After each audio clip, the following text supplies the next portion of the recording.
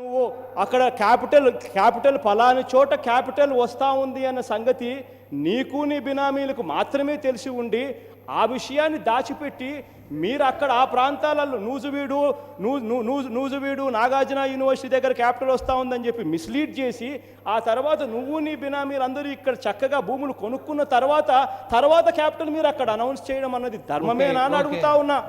మీరు చేసింది ఏమిటి అధ్యక్ష? చివరకు అసైన్డ్ భూములను సైతం కూడా జీవో ఎప్పుడు ఇచ్చారని కూడా మీకు ఇంతకుముందే నేను చూపించా. అసైన్డ్ భూములు జీవో 41 మీరు ఇచ్చింది నిన్న ఫిబ్రవరి 2016లో ఇచ్చినారు. దీనికి సంబంధించిన జీవో కూడా మీకు మంచి ఉద్దేశాలు ఉంటే ఇది అప్పుడే ఎందుకు ఇలేదు? ఈ జీవో నిన్నెందుకు ఇచ్చినారు జీవోను అధ్యక్ష? అదే మాదిరిగా అధ్యక్ష ఈ టాపిక్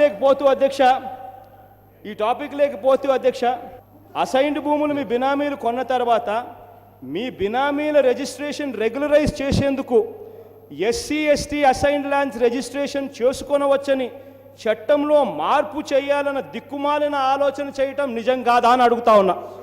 నేను వింటున్నాను అధ్యక్ష. రాజధాని పైన విషం చల్లుతున్నారు అధ్యక్ష. ఇప్పుడు కూడా నేను చూస్తున్నాను. ఈరోజు ఆరోపణలు చేశారు. నేను అక్కడ ఎవరు అడుగుతున్నా, ఈ సైడ్ అడుగుతున్నా, ప్రజలకు విజ్ఞప్తి చేస్తున్నా. పుల్లారావు పైన ఆరోపణలు చేశారు, నారాయణ పైన ఆరోపణలు చేశారు, చాలామంది ఆరోపణలు చేశాడు. అన్ని బినామీలు అంటున్నాడు. ఆయన చెప్పింది ఎక్కడున్నాయో ఆ పేర్లు, ఆ సర్వే నెంబర్లు ఇవ్వండి. మీరు డైరెక్ట్గా వెరిఫై చేయించండి, ఎవరిదైనా వెరిఫై చేయించండి. అది వాస్తవం అయితే ఆ మంత్రులు నేను డిస్మిస్ చేస్తాను. అది తప్పైతే ఈ జగన్మోహన్ రెడ్డికి ఏ శిక్ష చేయాలో ఈ హౌస్ సాక్షిగా మీరు డిసైడ్ చేయండి. గుడ్డ కాల్చి మొఖానేయడం కాదు. అందుకనే క్రిమినల్ కేసులు పెట్టారు మీ మీద. బయట కూడా మీరు చూస్తారు. వదిలిపెట్టే సమస్య లేదు.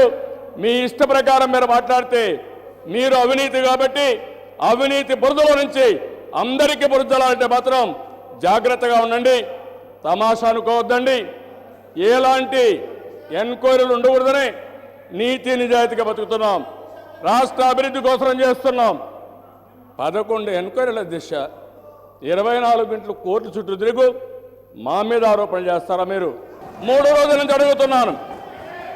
సాక్షి అడ్డంగా అవినీతి పేపరు ప్రజాధనంతో పెట్టిన పేపర్ అది. రేపు ఎల్లుండి ఆ పేపర్ కాన్ఫిస్కేట్ చేశారు. అయిపోయింది, ఈడీలో ఉంది. ఆ ఆస్తి ఆంధ్రప్రదేశ్ ప్రజానికి ఉంది. తప్పకుండా ఆస్తి తీసుకుంటాం. వదిలిపెట్టే సమస్య లేదు. మీరు పాంప్లెట్ మారిగా రాయలేరు.